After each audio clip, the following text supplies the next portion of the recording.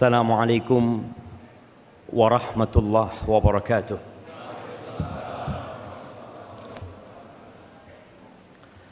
Alhamdulillah alladzi bi ni'matihi tatimmu shalihat. Segala puji bagi Allah Jalla Jalaluh yang karena nikmatnya kebaikan-kebaikan menjadi sempurna.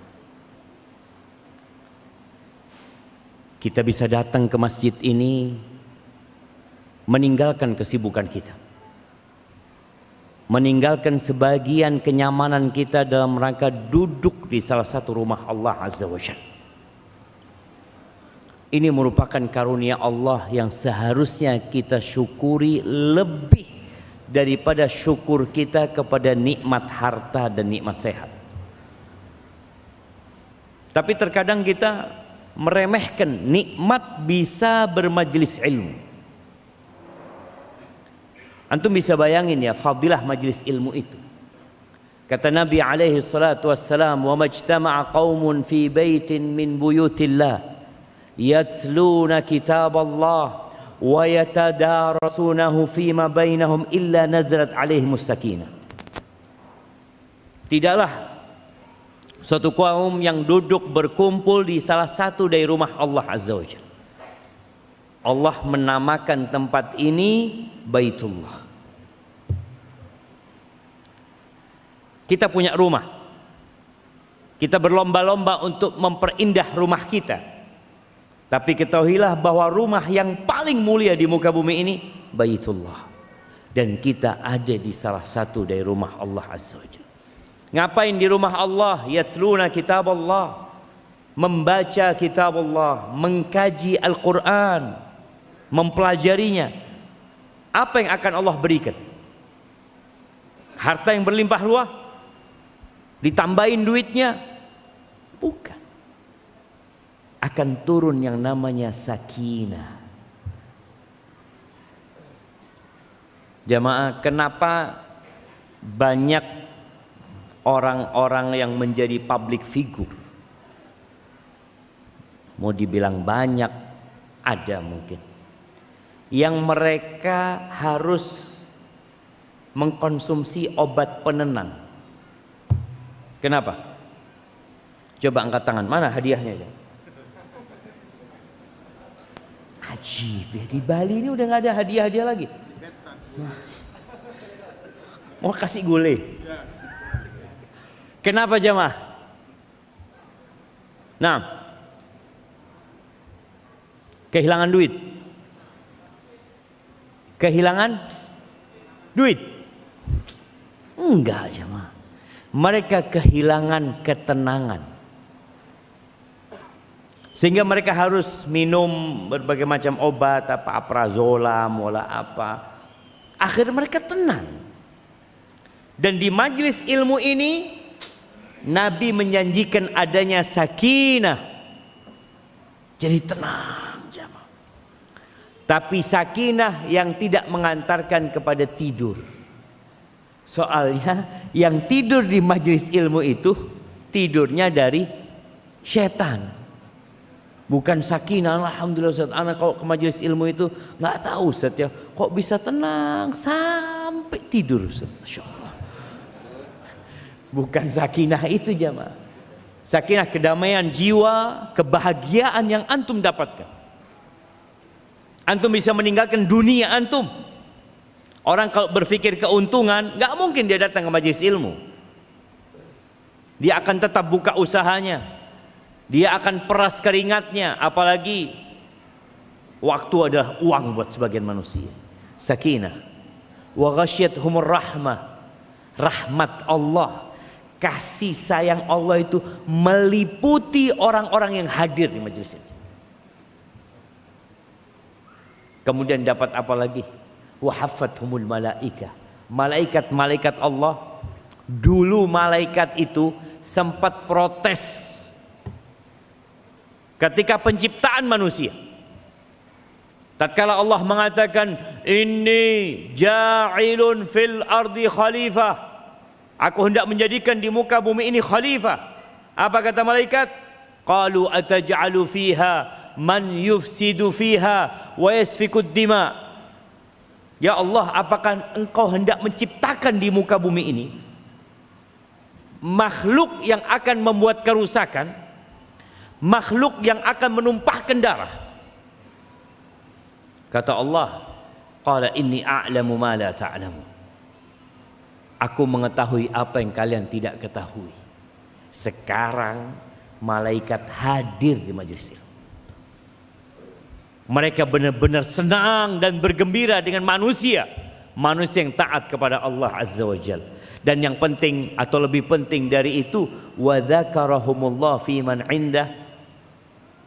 Antum bisa bayangin duduk di majelis ilmu, nama antum disebut-sebut sama Allah Azza wa Jalla.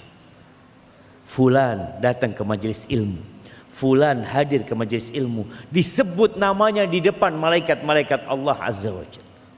Antum kalau nama antum disebut sama Bapak Jokowi, ya Allah, nama anda disebut sama Bapak Jokowi, ada kebanggaan tersendiri jemaah. Bagaimana ketika nama antum disebut sama Allah Azza wa Jalla Rabbul Alamin? Tapi terkadang kita memang tidak sadar dengan karunia Allah hadir di majlis ilmu. Allahumma salli wa sallim ala abdika wa rasulika sayyidina wa maulana Muhammadin wa ala alihi wa ashabihi ajma'in. Ya Allah, semoga salawat dan salam, berkah dan nikmat senantiasa Engkau curahkan untuk hamba kekasih-Mu, untuk baginda Nabi kita Muhammad alaihi salatu wassalam, untuk keluarga beliau, untuk istri-istri beliau, untuk putra-putri beliau, dan untuk seluruh sahabat Nabi. Semoga Allah meridai kita bersama mereka. Amma ba'd. Anak kira tadi ada yang nuangin air, ternyata nggak dituangin. Masya Allah. Cuma dibukain doang tadi. Bismillah.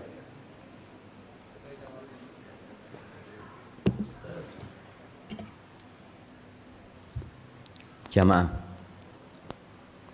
hari ini tanggal 10 Sya'ban, yang ingin mempersiapkan diri untuk Ramadan, perbanyak puasa sunnah. Perbanyak puasa sunnah. Rasulullah SAW di bulan Sya'ban ini hampir full beliau puasa. Jadi nggak harus nunggu hari Senin sama Kamis, nggak usah. Antum besok Sabtu mau puasa, Ahad puasa, Senin puasa, nyambung terus puasanya, nggak apa-apa. Karena ini bulan diangkatnya amalan kita. Hadirin rahimakumullah, berbincang tentang kajian kita hari ini. Entah berapa puluh ribu tahun yang lalu, atau ratusan ribu tahun yang lalu, di sebuah lembah di kota Mekah, di dekat Padang Arafat, ada lembah Na'man. Di situ Allah Azza wa Jalla mengeluarkan anak keturunan Nabi Adam alaihissalam. Dikeluarkan dari sulbi Nabi Adam. Kemudian diwujudkan seperti semut-semut yang kecil, jemaah. Manusia mereka. Semua yang hendak Allah ciptakan itu sudah dikeluarkan. Abdullah bin Abbas radhiyallahu taala anhuma meriwayatkan dari Nabi sallallahu alaihi wasallam, akhadallahu al-mitsaq min dhahri Adam fa akhraja min sulbihi kulla dzurriyyatin dzara'aha. Allah mengambil perjanjian kepada seluruh anak keturunan Adam, dan kita juga hadir pada waktu itu. Semua yang bakal Allah ciptakan, Allah keluarkan dari sulbi Nabi Adam, kemudian diletakkan, disebarkan di hadapannya kadzar, seperti semut kecil. Thumma kallamahum qibala. Lalu Allah berbicara kepada mereka tanpa perantara. Kepada kita, kepada semua generasi yang akan diciptakan. Apa yang Allah katakan kepada kita? Alastu bi rabbikum? Bukankah aku Tuhan kalian? Qalu bala, syahidna. Umat manusia semuanya. Hari ini berapa jumlah manusia di muka bumi ini? Antum? 1 triliun? Kebanyakan lah antum. Kebanyakan. Nah, yang di sebelahnya 9 miliar. 8 kalau nggak salah. 2 miliar. 8 miliar ya mah. Nanti dilihat di Google. 8 miliar. 7. Nggak lebih. Loh, 7 miliar lebih ya mah. 8 miliar kurang. Mungkin gitu yang pasti. Semua 8 miliar ini.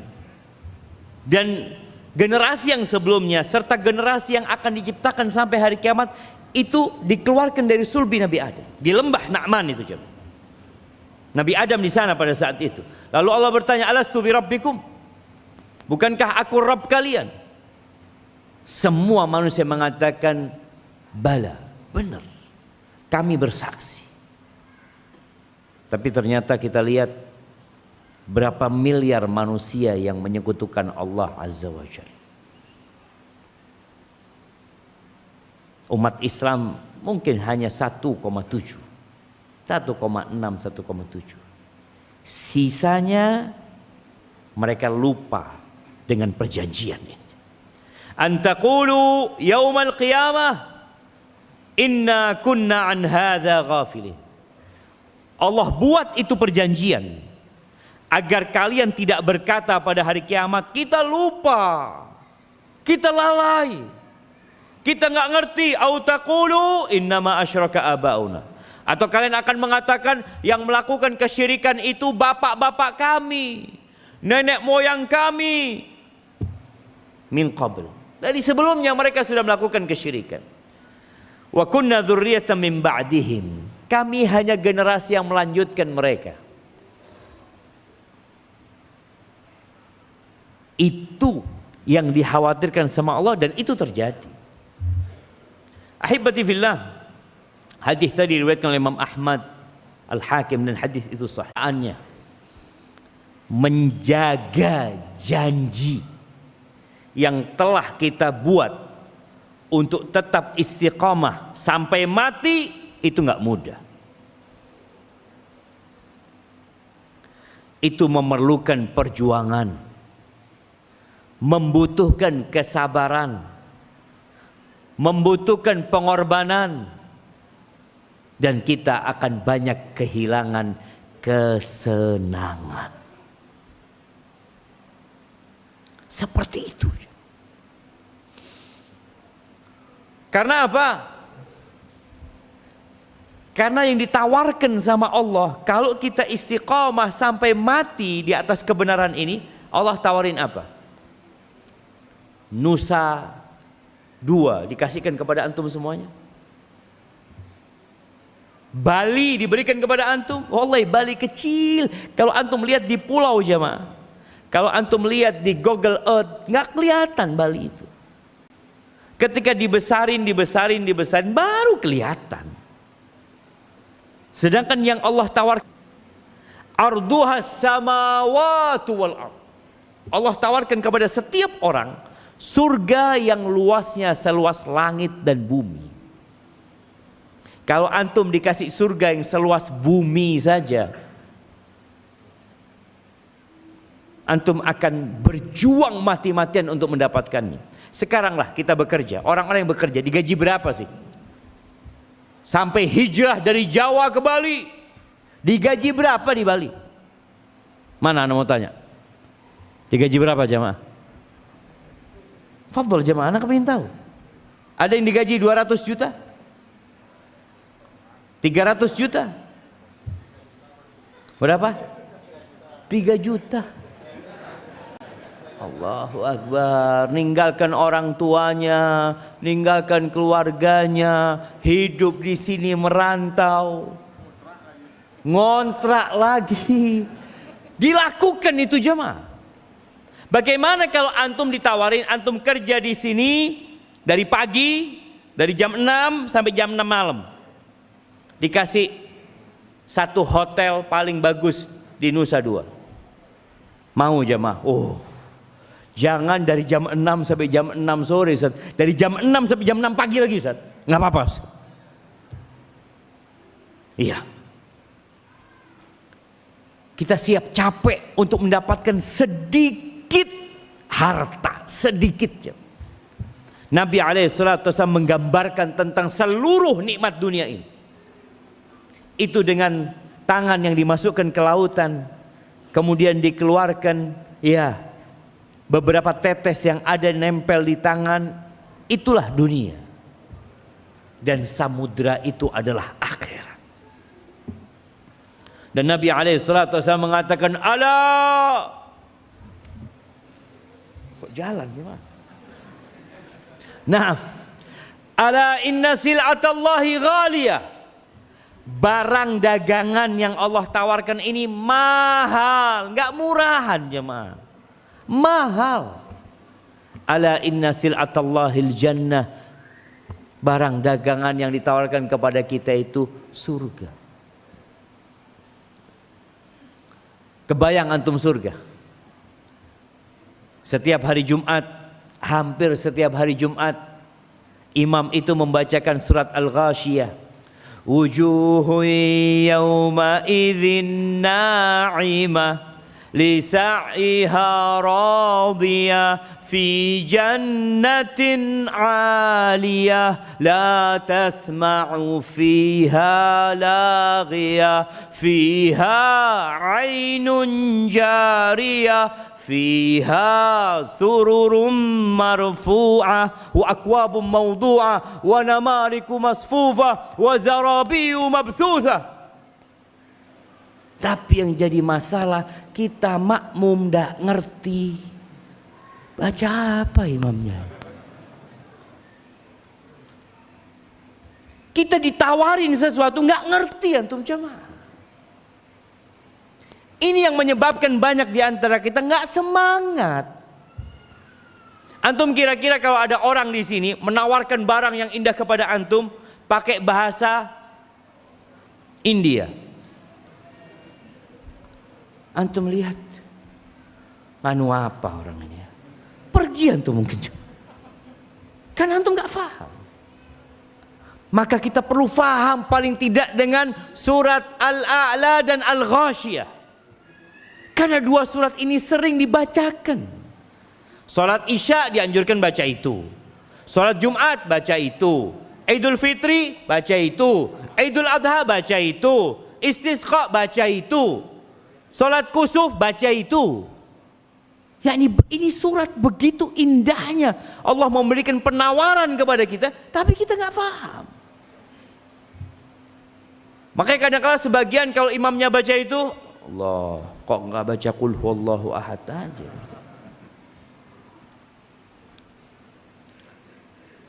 Antum baca supaya perjanjian yang Allah bikin itu kita ingat, dan supaya kita juga ingat kita dapat apa. Karena biasanya kalau kita membuat sebuah MOU, kita akan tahu tentang hak dan kewajiban. Hak anak apa? Anak dapat apa? Anak datang ke masjid dapat apa? Anak kerja di tempat ini dapat apa dan apa yang harus anda lakukan? Al-Imam Bukhari meriwayatkan hadis dari Nabi SAW.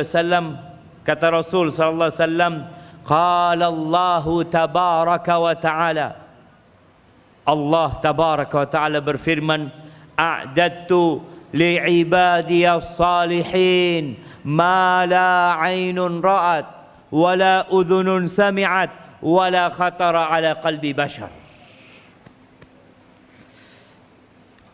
Kata Allah dalam hadis qudsi ini, aku persiapkan untuk hamba-hambaku yang saleh apa yang belum pernah dilihat oleh mata, belum pernah didengar oleh telinga, dan tidak pernah terbetik dalam hati manusia. Kita kalau menggambarkan keindahan itu Bali, bagus Bali itu. Antum lihat Ubud ya. Terus apa lagi yang bagus ya? Uluwatu. Antum lihat, ya Allah bagus banget. Bagaimana surga? Oh ini udah dilihat ini. Surga lebih daripada ini. Antum lihat orang-orang dari luar negeri mengeluarkan biaya yang besar padahal dia sudah sepuh. Ana tinggal di hotel, nah lihat yang datang orang-orang tua aja mah. Ngapain mereka? Mereka ingin melihat. Mereka ingin merasakan. Padahal biasa-biasa saja. Sedangkan yang Allah sediakan ini jamaah, bayangin. Kalau bicara bangunan surga itu, kata Nabi SAW, labinatun min dhahab wa labinatun min fiddah. Surga itu ada full yang semuanya silver, ada full semuanya gold. Yang namanya batu batanya itu semua emas jemaah. Sekarang orang kalau beli emas antam 10 gram berapa juta? Berapa? Ada pedagang emas berapa? 10 juta. Oke. Kalau 1 kilo 1 M. Kira-kira satu batu bata itu 1 kilo? Lebih kayaknya jamaah. Iya. Besar batu bata itu jamaah. Antum kalau punya itu bagaimana aja? Punya 1 kilo. Ya Allah, ditaruh di berangkas besi. Ini di sana jadi tembok. Jadi tembok jamaah. Jadi antum bisa ngelihat, ya Allah. Allah berikan. Kasih air lagi. Anak kila kasih 1 kilo. Subhanallah jemaah. Labinatun min dhahab.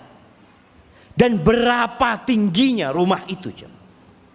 Kemudian ada yang semuanya perak. Lalu kalau bicara gelasnya jemaah, kira-kira kalau ana lemparkan gelas ini pecah apa enggak?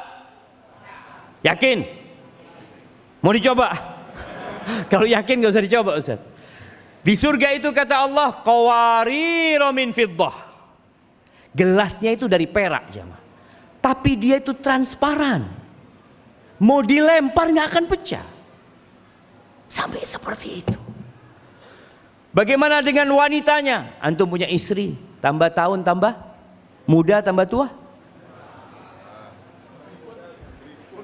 tambah keriput Bapak. Allahu Akbar ya. Dilihat, ya Allah kok kayak gini gitu ya. Tapi dia juga tua. Dia pikir istrinya doang yang tua, dia juga tua. Dilihat udah putih, istrinya udah bosan sama dia juga. Pikirnya istrinya masih sabar menghadapi dia. Makanya ada orang yang ditinggal mati sama suaminya. Orang pada takziah, kesian ya Allah ditinggal mati suamimu yang baik hati. Kata dia udah gak usah nangis. Alhamdulillah udah mati. Ruwet anak ngurusin dia. Hadi dunia. Ini dunia jemaah. Tapi di surga azwajun mutahhara. Azwajun mutahhara. Pasangan hidup, istri-istri yang disucikan jemaah. Enggak ada keriput, enggak ada males, enggak ada capek. Mereka suci dan disucikan.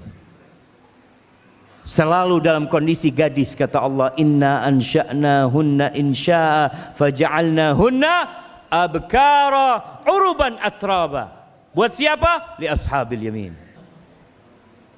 Tahu kerudungnya antum? Wala nasifuha. Bidadari surga itu ada yang pakai kerudung lah, pakai kayak selendang yang di atas kepalanya. Sekarang kerudung paling mahal berapa di sini jemaah? Ada yang 1 M. Ada istri antum, ana belikan istri ana Ustaz, kerudungnya 1 M Ustaz. Kayaknya nggak ada. Itu kerudung yang Allah berikan kepada wanita penghuni surga. Wala nasifuha khairun minad dunya wa ma fiha. Kerudungnya itu Bali dijual semuanya nggak cukup untuk beli kerudung.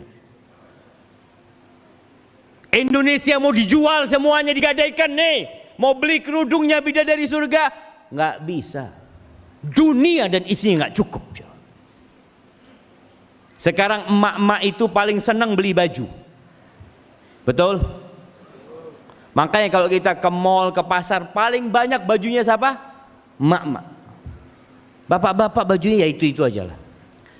Allah berikan kesenangan kepada wanita di surga. Nanti istri antum di surga itu pakai baju 70 hullah. Pakai baju 70 lapis.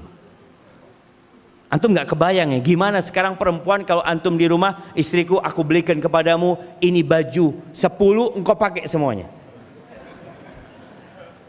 Apa kata istrinya? Emangnya aku nggak waras bang, suruh pakai semuanya. Mungkin dia pakai, ibu-ibu pakai baju berapa lapis? 2-3 lapis, iya. Pakai baju daleman, luaran, terus pakai jas, pakai apalah. Di surga pakai 70. Dan dari semua arah perempuan itu bisa dilihat dengan pakaian itu. Gimana indahnya. Sekarang kalau dia kepingin cantik di dunia harus gonta-ganti pakaian kan. Ini nggak perlu. Dan dengan seperti itu sumsum betisnya kelihatan. Allahu Akbar jemaah. Makanya kalau antum ingat sama itu, ahsan antum meminang bidadari surga.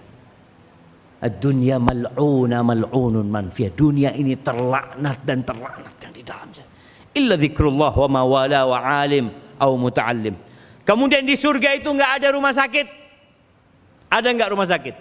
Sekarang di dunia orang kalau bikin rumah, beli rumah, dia cari rumah yang strategis. Yang lengkap semuanya, ada pasarnya, ada rumah sakitnya, ada kliniknya, ada apoteknya. Yang paling penting dari semua itu ada apa? Ada toiletnya. Antum bagaimana tinggal di hotel mewah, rumah mewah, wajib tinggal situ. Tiap hari kasih uang 1 miliar antum. Tanpa toilet. Apa yang terjadi sama antum? Dan di surga nggak ada toilet. Nggak ada toilet. Karena orang tidak membuang kotorannya. Nggak ada klinik, nggak ada rumah sakit. Antum sekarang kalau makan, semakin kaya antum semakin takut makan. Seharusnya orang semakin kaya. Anak punya bibi cerita rahimahullah. Ada satu perempuan dengan mobil mewahnya ganti oli itu di tempat bibi Ana. Dilihat perempuan ini dengan gayanya ya kaya banget nih kayaknya ini. Ditanya sama bibi Ana, ya Allah ibu ini kaya banget ya, ini itu kata dia. Iya. Tapi saya kehilangan banyak nikmat sekarang.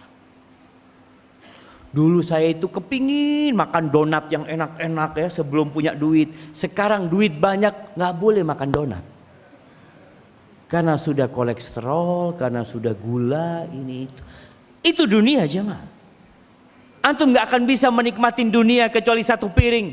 Makanya dari dulu istilahnya mencari sesuap nasi itu cuma. Kalau antum punya uang 1 triliun mau dibikin apa? Mungkinkah antum tiap hari goreng 1 miliar? Goreng 1 miliar terus dimakan? Nggak ada. Cuma ditumpuk. Hanya merasa kaya, merasa. Jadi itu cuma perasaan. Orang kaya itu cuma perasaan. Apa buktinya kaya? Duit. Loh, bisa apa duit itu buat antum? Digoreng nggak bisa. Antum bisa tidur sama duit? Ya nggak juga lah. Hanya perasaan. Miskin juga perasaan. Maka ingat, Rasul SAW pernah mengatakan, laisal ghina an kathratil arad. Kaya itu bukan dengan banyaknya harta benda. Walakinnal ghina ghinan nafs. Kaya itu kaya jiwa. Jiwanya merasa kaya karena dia merasa cukup dengan apa yang Allah berikan kepadanya. Maka ingat, yang Allah tawarkan surga, yang di situ segala yang diinginkan oleh hamba, fiha ma tashtahihil anfus. Antum kepingin apa jamaah dikasih sama Allah. Sampai Ibnu Katsir menyebutkan dalam tafsirnya tentang penghuni surga yang sedang duduk-duduk ya di teras di halaman rumah mereka, tahu-tahu ada awan jamaah. Awan yang lewat. Awan itu lalu bertanya, "Madza tuhibbuna an numtirakum?" Kalian kepingin hujan apa?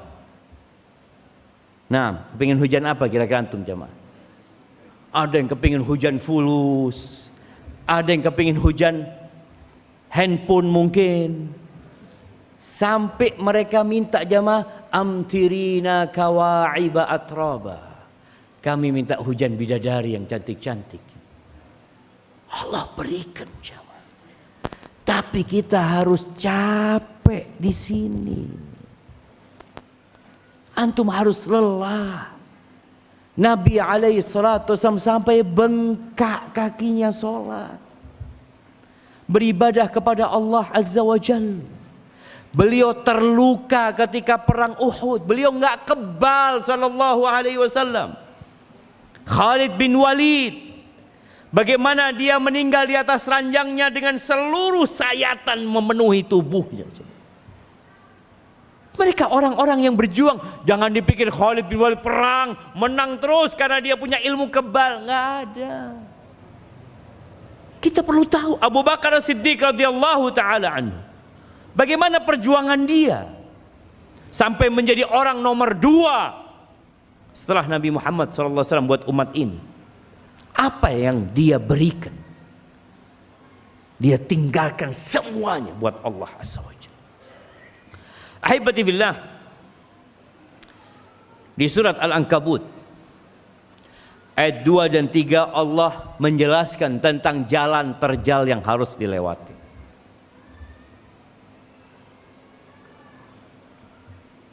Siap apa enggak kita melewati? Kata Allah Azza wa Jalla, ahasiban nas an yutraku an yaqulu amanna wa hum la yuftanun. Apakah manusia mengira hanya dengan modal mengatakan amanna, kami beriman, kami hijrah, kami sebagai ahlu sunnah wal jamaah, wa hum la yuftanun, mereka tidak diuji, mereka tidak difitnah, mereka tidak dikasih cobaan, cukup ngomong doang. Tadi ada siapa yang di belakang, pemuda apa? Pemuda hijrah. Nggak akan diuji, antum akan diuji. Allah mengatakan walaqad fatanna alladzina min qablihim. Kami benar-benar telah memberikan fitnah, memberikan ujian dan cobaan kepada orang-orang sebelum mereka. Fala ya'lamannallahu alladzina sadaqu wa la ya'lamannal kadzibin. Sehingga benar-benar nampak, kelihatan bagi Allah Azza wa Jalla siapa yang benar-benar beriman dan siapa yang pura-pura beriman. Dan ingat, innamal a'malu bil khawatim. Kata Nabi SAW, amalan itu tergantung penutupnya. Contoh, antum sekarang datang kajian, awal datang kajian, Masya Allah, dapat 15 menit, tahu-tahu bubar. Loh, kok sudah selesai? Kok cepat Ustadz kajiannya? Amalan itu tergantung penutupnya. Yang sekarang istiqomah, apakah pasti masuk surga? Enggak. Bagaimana antum matinya nanti? Maka kita perlu menjaga jam. Bagaimana kita bisa bersabar di atas agama Allah ini. Dan ketahuilah, badai pasti datang. Antum sering dengar badai pasti berlalu. Iya. Tapi ingat, badai pasti datang. Kok seperti itu? Allah yang memastikan hal itu. Allah berfirman di surat Ali Imran ayat 142, am hasibtum an tadkhulul jannah, apakah kalian mengira kalian bisa masuk surga? Jamaah, antum kalau datang ke hotel bintang 5 di Nusa Dua sini, lalu antum datang, saya mau masuk hotel. Loh, Bapak sudah reservasi? Belum. Bapak punya fulus? Nggak ada. Terus Bapak, pokoknya saya mau masuk kamar. Kira-kira antum masuk kamar nggak? Masuk. Tapi kamar yang lain. Masuk antum. Karena ada syarat dan ketentuan jemaah. Maka Allah katakan kepada sahabat-sahabat Nabi, am hasibtum an tadkhulul jannah, apakah kalian mengira kalian bisa masuk surga? Walamma ya'lamillahu alladhina jahadu minkum wa ya'lamas sabirun wa ya'lamas sabirin. Sedangkan Allah belum mengetahui, artinya belum nampak nih. Allah sudah tahu dengan semua yang akan terjadi. Tapi Allah ingin menampakkan dengan ilmu yang zahir, kelihatan. Siapa di antara kalian yang berjihad, yang berjuang, yang berkorban, dan siapa di antara kalian yang sabar. Maka para sahabat Nabi itu, mereka benar-benar merasakan pahitnya menegakkan agama Allah. Bilal bin Rabah, apakah dengan santai suara sandalnya terdengar di surga? Disiksa Bilal itu jamaah. Diteriknya matahari kota Mekah. Digiring, diarak, dilecehkan, dibuli, disakiti secara fisik. Bilal mengatakan ahadun ahad, ahadun ahad. Ketika keluarga Ammar bin Yasir, bapaknya, ibunya disiksa, Nabi SAW melewatin mereka. Apa kata Nabi kepada mereka sallallahu alaihi wasallam? Sabran ala Yasir, sabran. Sabar keluarga Yasir. Fa inna mau'idakumul jannah. Surga tempat kalian. Tewas jamaah. Ditusuk kemaluan ibunya Ammar oleh Abu Jahal dengan tombak sampai mati. Lalu kita mengira kita bisa nyaman-nyamanan masuk surga. Allah akan berikan ujian kepada kita. Dan di surat Muhammad alaihi salatu wasallam ayat 31 Allah mengatakan walanabluwannakum, kami benar-benar akan menguji kalian. Ini sebuah kepastian jemaah. Kenapa Allah berikan ujian? Hatta na'lamal mujahidina minkum wassabirin. Sampai kami benar-benar mengetahui, nampak tuh, siapa di antara kalian yang berjihad. Perintah Allah itu ujian, larangan Allah itu ujian, takdir buruk itu ujian, takdir baik itu ujian. Jihad yang paling utama adalah bagaimana kita memerangi nafsu kita sendiri. Nih di bulan Sya'ban Nabi SAW banyak puasa sunnah untuk menundukkan syahwatnya, untuk mengontrol nafsunya. Bagaimana dengan kita jemaah? Wa ana alhamdulillah Ustaz, bisa mengontrol nafsu dan syahwat an. Puasa. Usahakan. Wasabirin, dan yang sabar. Siapa yang sabar? Enggak semuanya mampu untuk bersabar.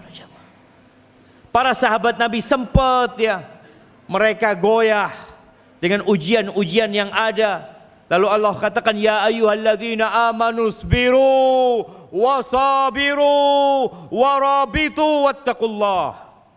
Wahai orang-orang yang beriman, sabarlah, kuatkan kesabaran kalian. Sabar menghadapi cobaan yang itu berupa takdir. Sabar menghadapi orang-orang yang menyakiti dan mengganggu serta menzalimin kita, perlu sabar. Bagaimana sabarnya Nabi menghadapi Abu Jahal sallallahu alaihi wasallam?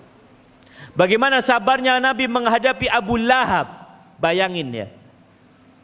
Ana ingin antum membayangkan Nabi SAW itu berceramah jemaah, mendatangi jemaah haji yang sedang berada di Mina, datang ke tenda mereka.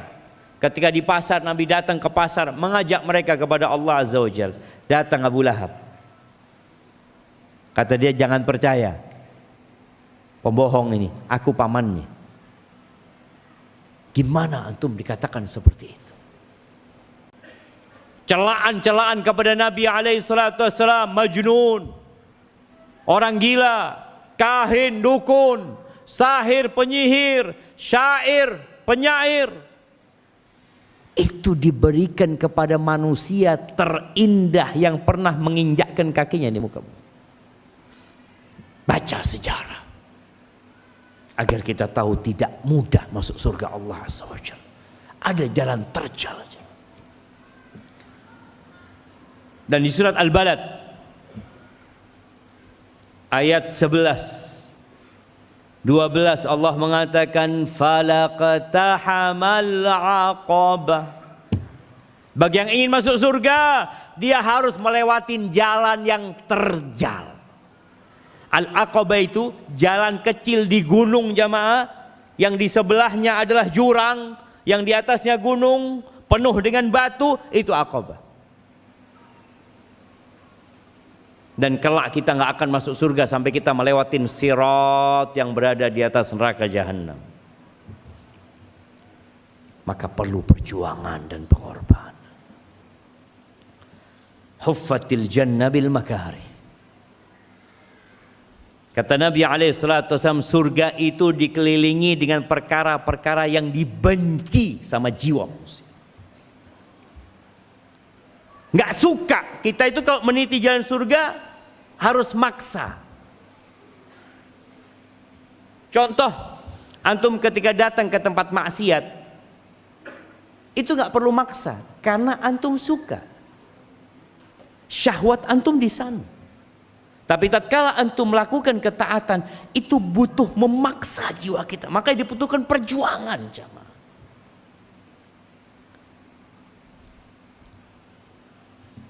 Kira-kira 14 tahun setelah dakwah Nabi SAW. 13 tahun di Mekah ya, kemudian sampai ke kota Madinah. Turun firman Madinah, nggak punya rumah, tinggal di masjid, kadang kala makan, kadang kala nggak makan, kerjaan nggak punya, hidup nggak jelas. Itu Allah katakan kepada mereka, am hasibtum an tadkhulul jannah. Allah tegur lagi, kalian mengira kalian bisa masuk surga? Ini sahabat Nabi. Walamma ya'tikum mathalul ladzina khalau min qablikum.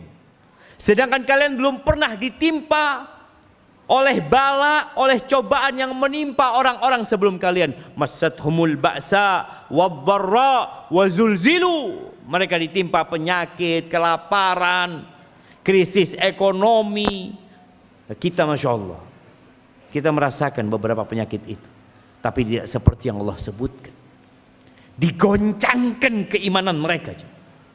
Hatta yaqula ar-rasul walladzina amanu ma'ahu mata nasrullah. Sampai Rasul utusan Allah ini dan orang-orang yang beriman mengatakan, kapan pertolongan Allah itu datang? Antum pikir Nabi SAW setelah hijrah hidupnya nyaman? Antum mungkin setelah hijrah alhamdulillah, antum mungkin kehilangan pekerjaan. Sebagian sahabat kehilangan istri, sebagian mereka kehilangan anak, sebagian mereka kehilangan orang tua. Kalau bicara rumah, pekerjaan, tanah, semuanya hilang. Mereka tinggalkan di Mekah semuanya ketika mereka hijrah. Itu masih Allah tegur dengan ayat ini. Al-Imam Ibnul Qayyim rahimahullahu ta'ala pernah mengatakan, ajma'atil uqala min kulli ummah. Semua orang-orang yang berakal dari semua bangsa itu bersepakat. Sepakat dengan apa? Annan na'ima la yudraku bin na'im. Bahwa kenikmatan tidak dapat diraih dengan kenikmatan. Gak bisa. Antum bisa mau dapat fulus banyak sambil tiduran. Nanti bangun tidur, ngecek rekening. Oh masih kosong, tidur lagi. Nanti bangun ngecek rekening. Oh masih kosong. Antum mau isi rekeningnya gimana? Gimana? Antum mau tidur-tiduran gitu? Akan dikatakan gak waras nih orang. Oh dia sudah bekerja, oh dia sudah capek. Ya gak apa-apa. Dia nunggu ada yang transfer karena dia sudah capek. Maka ahibati fillah, ingat surga itu dikelilingi dengan perkara yang tidak disukai oleh jiwa. Nabi sudah meninggal dunia. Para sahabat Nabi meninggal dunia. Generasi selanjutnya meninggal dunia. Dan kita sekarang hidup di generasi yang penuh dengan fitnah dan ujian.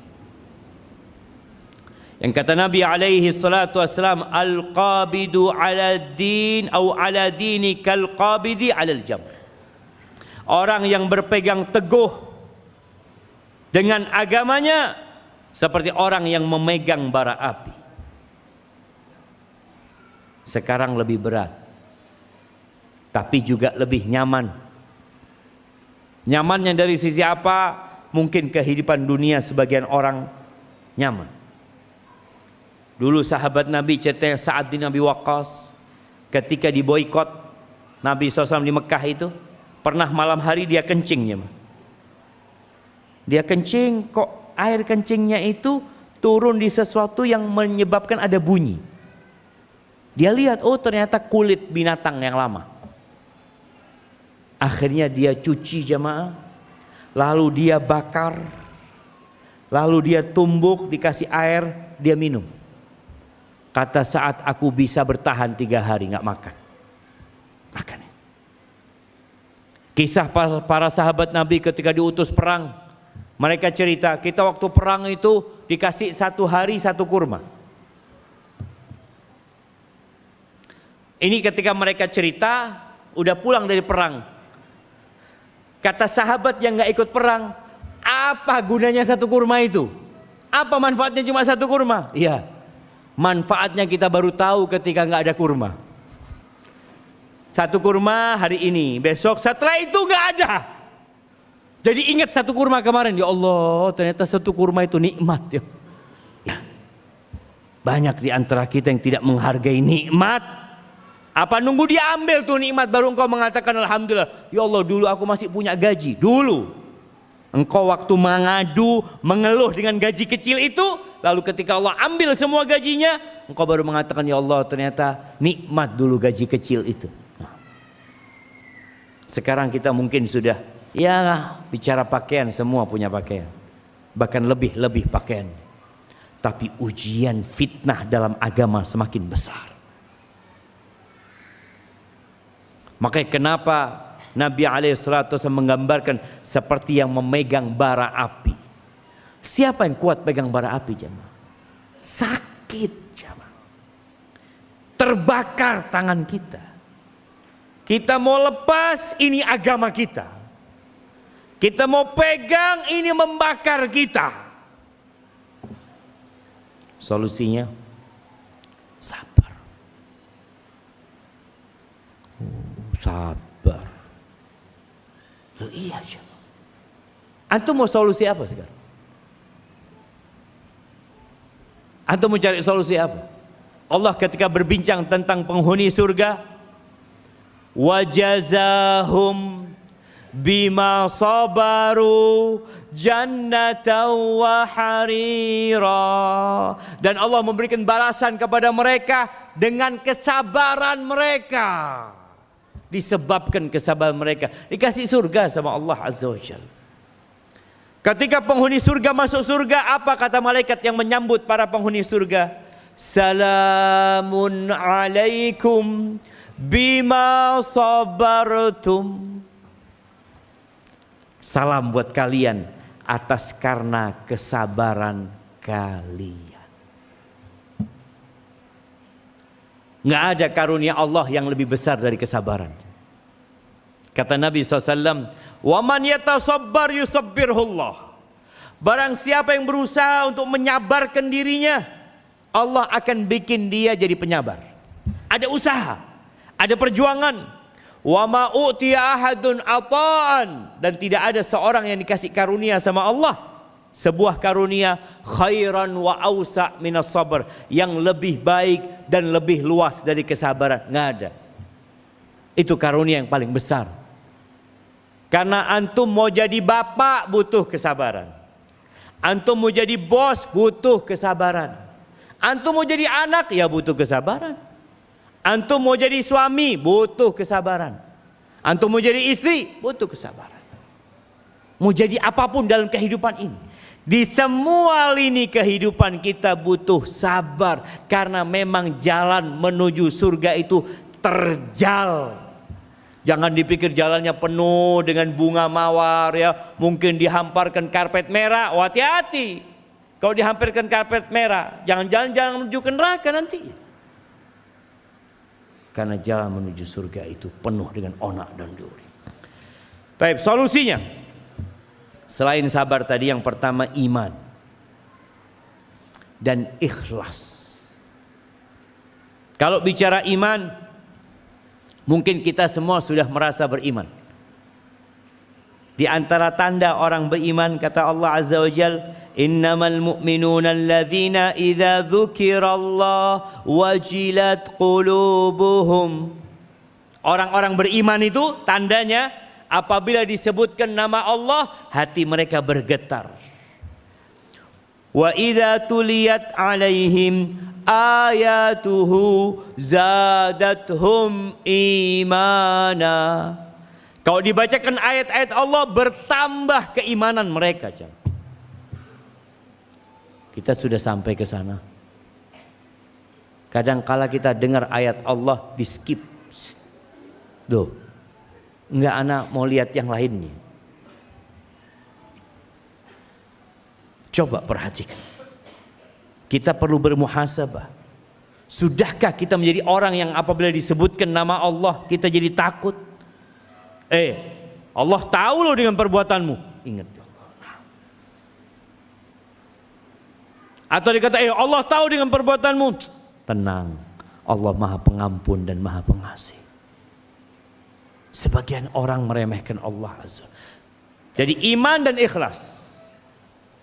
Orang yang ikhlas insya Allah husnul khatimah. Dijaga sama Allah Azza wa Jalla. Tapi ikhlas ini berat. Allah mengatakan wa ma umiru illa liya'budullaha mukhlishina lahuddin. Mereka tidaklah diperintahkan kecuali untuk beribadah kepada Allah dengan ikhlas. Tunduk kepada agama Allah ini. Ikhlas. Tidak berharap pujian. Tidak takut dengan celaan. Orang ikhlas itu dipuji nggak naik, dicela nggak turun. Kenapa? Anda nggak ada urusan sama manusia. Dan kita harus belajar beramal, kemudian pergi meninggalkan amalan itu. Sebagian kita kalau beramal baik, nunggu ada yang mengatakan syukron. Kita transfer atau apa ini itu, tunggu mana kok nggak syukron. Sebagian mengatakan, Ustaz, ana sudah nolong fulan, wallah fulan ini nggak tahu diri, Ustaz.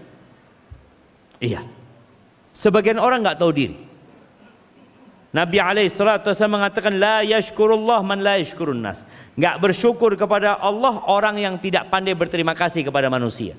Iya, ada orang yang nggak tahu diri. Biarkan urusan dia. Engkau yang tahu diri. Tahu diri apa? Ketika engkau berbuat, Allah sudah tahu. Iya. Allah akan balas. Iya. Selesai. Nunggu apa? Ketika antum berbuat baik kepada kerabat, ada bantuin kerabat, keponakan mungkin, atau paman, atau apalah yang antum bantu. Tahu-tahu mereka ini malah meninggalkan kita. Antum sakit hati? Nggak perlu sakit hati. Karena ketika antum berbuat baik langsung dicatat, asalkan ikhlas. Nah, yang kedua, bersegera melakukan ketaatan. Setelah iman dan ikhlas itu, yang kedua, antum kalau mau beramal jangan ditunda-tunda. Dan usahakan mendawamkan amalan itu. Bicara puasa sunnah, ana mampunya sebulan cuma sehari, nggak apa-apa. Tapi setiap bulan antum puasa sunnah 1 hari. Syawal sehari, ana nggak dapat 6 hari syawal, nggak apa-apa. Tapi antum istiqomah. Nanti bulan Dzulqa'dah 1 hari, Dzulhijjah 1 hari, terus dijaga. Baca Quran juga sama seperti itu. Antum istiqomah tiap hari, ana Ustaz baca Quran one day one juz. Alhamdulillah. Nggak mampu, one day one ayat. Nggak apa-apa aja. Setiap mau berangkat kerja antum buka Quran. Alif Lam Mim.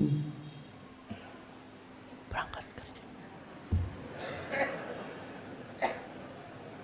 Bener loh jemaah. Tapi istiqomah.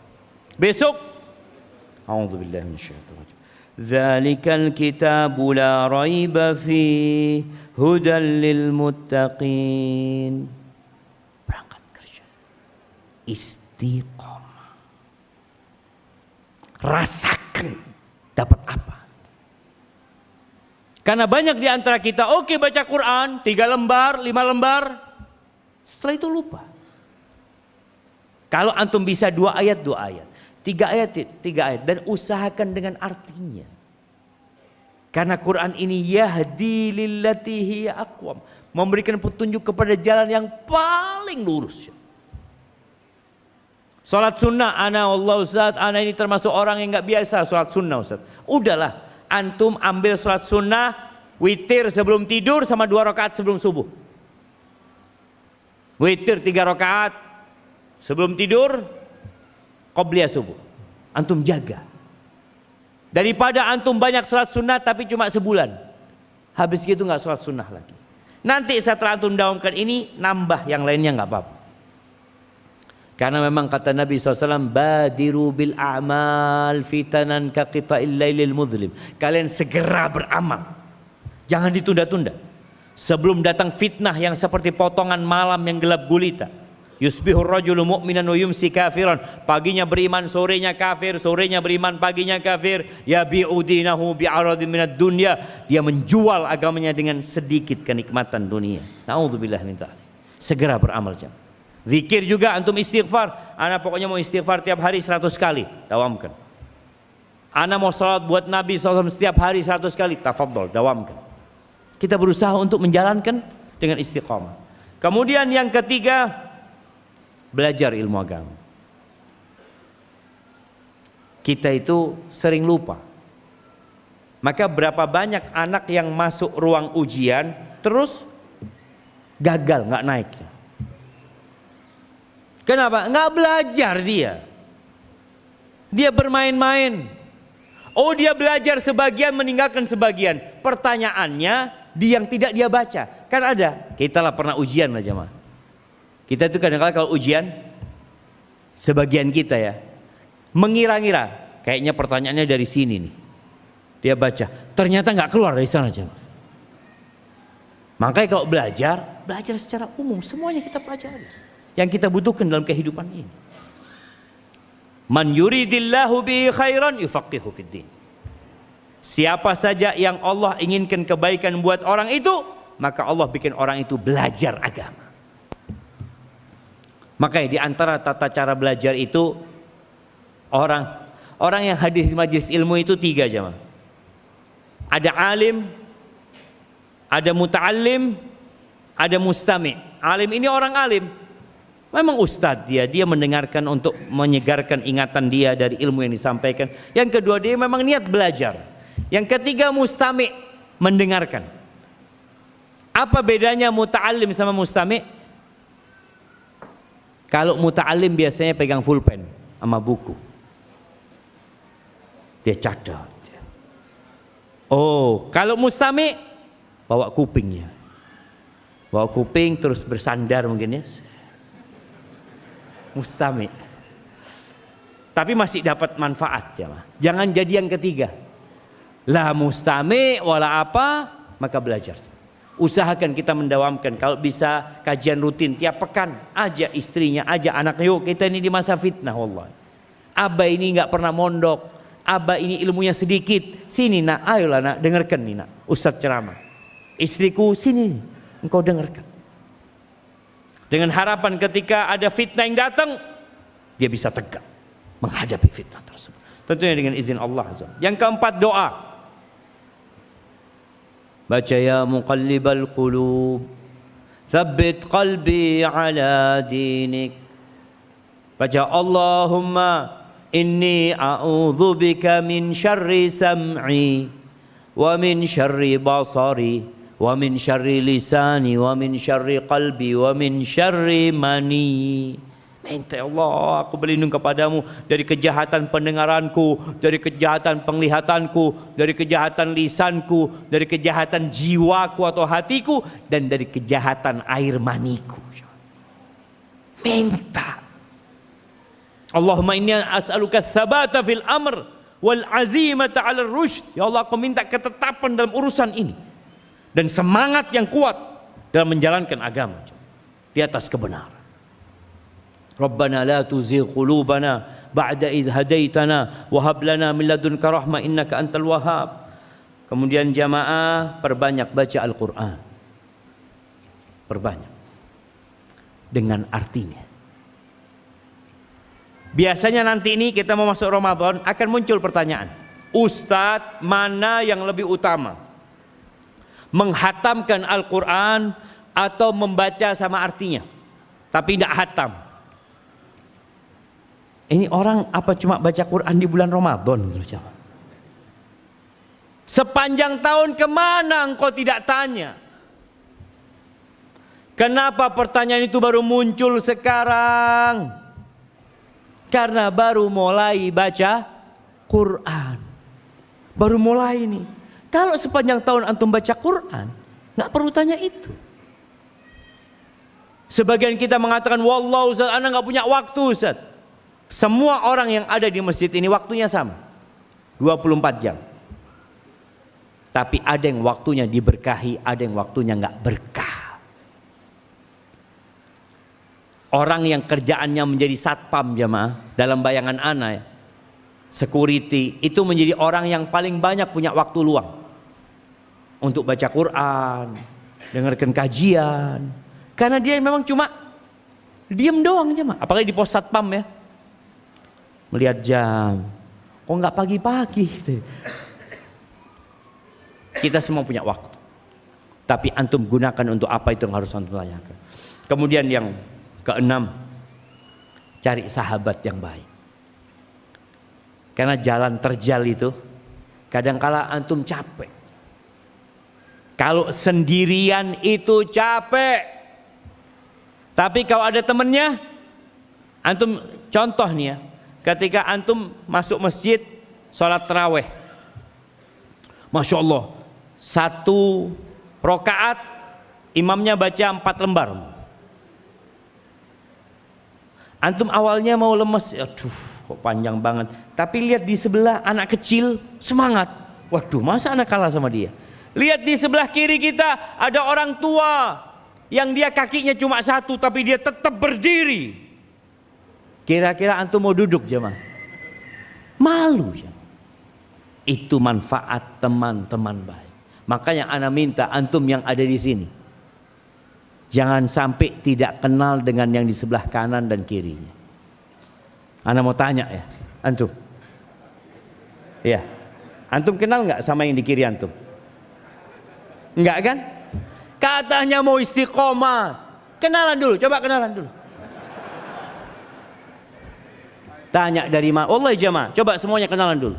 Ini cara yang keenam ini dipraktekkan. Oh iya tahu. Nanti datang kajian lagi nggak cari sohib. Ini tempat cari teman baik jemaah. Baik, fadhal antum kenalan dulu, ana mau minum dulu.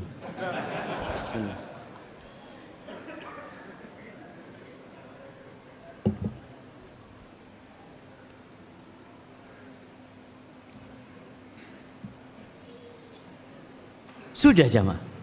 Antum sudah kenal semua sama yang di sebelahnya. Ana mau tanya lagi bentar lagi ya. Udah.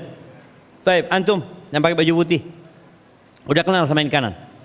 Belum kan? Astagfirullahaladzim. Ayo kenalan dulu. Jamaah ini bener. Antum pikir ini ana cuma menyampaikan sekedar teori ya? Dipraktekkan sekarang ini.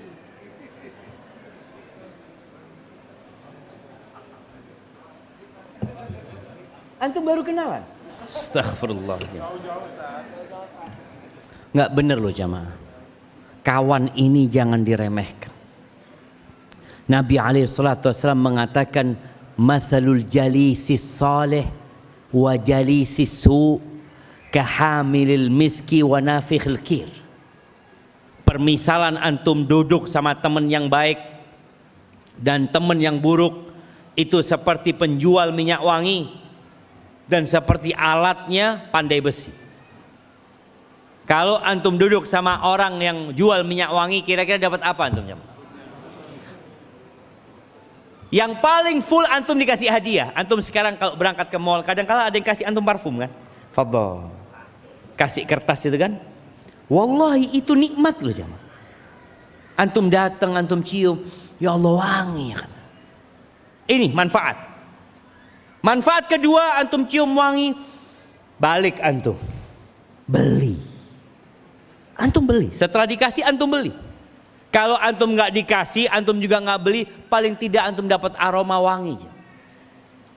Maka di rumah Allah lah tempat hamba-hamba Allah mencari sahabat dan kawan. Kalau dilihat sholat subuh, mana fulan ya kok nggak sholat subuh?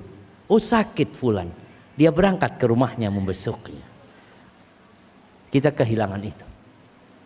Maka tolong antum yang ada di sini jangan meninggalkan majelis kecuali sudah kenal dengan temannya, tukar nomor handphone, mungkin nanti bisa saling ya membantu, mungkin punya pekerjaan yang sama. Dan yang paling indah, ketika antum punya teman bisnis yang juga teman menuju ke Allah Azza wa Jalla.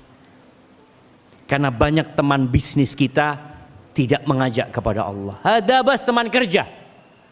Padahal kita ketemu dia sering.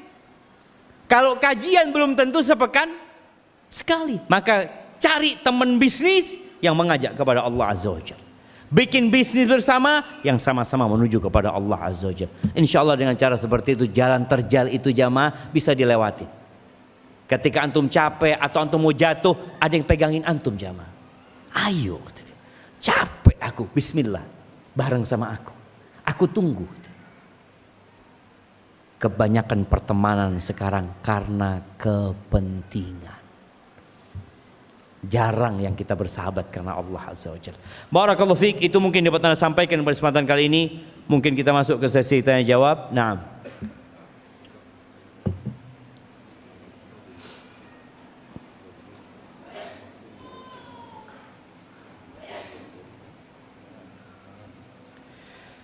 Ustadz, di saat kajian seperti ini iman jadi naik. Namun setelah pulang iman jadi turun. Jadi sampai rumah langsung turun. Apalagi saat pegang HP. Padahal waktu akan dihisab. Bagaimana solusinya Ustaz? Ya tadi kita berikan solusi. Bagaimana antum cari kawan yang baik.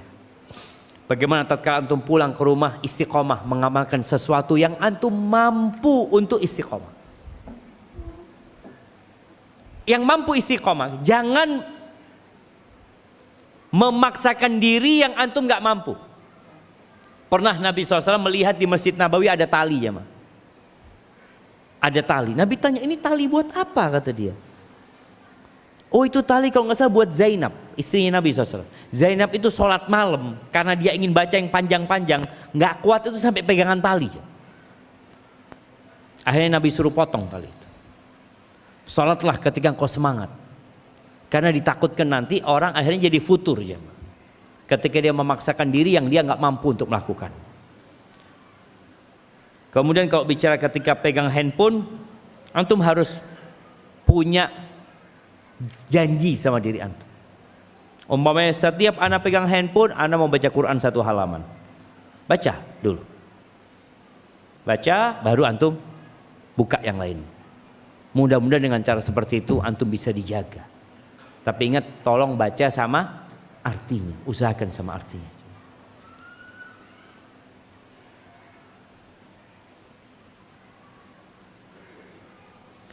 Bagaimana cara menjaga hati agar tidak merasa lebih baik dari orang lain? Nah, cara menjaga hati antum ingat sama orang pertama yang merasa lebih baik dari orang lain. Siapa? Iblis. Allah laknat gara-gara dia merasa lebih baik dari Adam. Qala ana khairun minhu. Aku lebih baik dari dia. Akhirnya dilaknat sama Allah. Dan ingat, boleh jadi orang itu yang antum anggap antum lebih baik, dia punya amalan yang tersembunyi yang menyebabkan dia husnul khatimah, dan antum dengan amalan zahir antum bisa jadi su'ul khatimah. Standar orang itu baik atau tidak kapan? Mati. Ketika mati. Makanya sampai Al-Hasan Al-Basri kalau nggak salah rahimahullah ta'ala memberikan tips agar kita bisa tawadhu. Apabila engkau melihat orang yang lebih tua dari engkau, maka engkau katakan kepada dirimu, orang ini lebih dulu sujud kepada Allah daripada aku. Oh iya. Ketika melihat yang lebih muda, katakan kepada dirimu, aku ini lebih dulu berbuat maksiat daripada orang ini. Sehingga kita berusaha untuk menjaga hati kita. Karena tadi nggak ada gunanya, termasuk yang membinasakan seseorang, i'jabur rajuli bi nafsihi, orang takjub dengan dirinya sendiri. Bagaimana cara menyikapi mertua yang lebih menginginkan cucunya memilih sekolah akademik daripada pondok pesantren? Ana dan suami ingin memasukkan anak ke pondok pesantren tapi masih bertentangan dengan mertua. Jamaah rahimakumullah, kadangkala terjadi overlapping di dalam rumah tangga. Artinya yang tidak memiliki wewenang dia menjalankan tugas itu. Ingat orang tua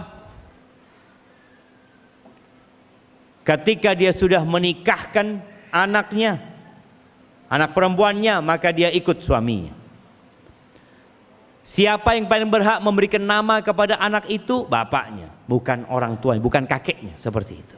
Yang menentukan anak ini sekolah di mana? Ya bapaknya, bukan kakeknya. Cuma seorang anak itu menghormati orang tuanya. Seperti ini, kenapa anak itu enggak tinggal memasukkan anaknya? Padahal itu hak dia. Dia ingin menghormati orang tua. Padahal itu bukan satu hal yang wajib gitu jemaah. Oh, orang tua kepingin dia sekolah, neneknya ingin dia sekolah di sekolah A, orang tuanya sendiri ingin dia sekolah B. Ya orang tuanya. Cuma bagaimana komunikasi sama orang tua, sama mertua. Masalahnya masih ada sekelompok orang tua yang beranggapan bahwa pesantren, pondok itu tidak menciptakan orang-orang yang bermanfaat.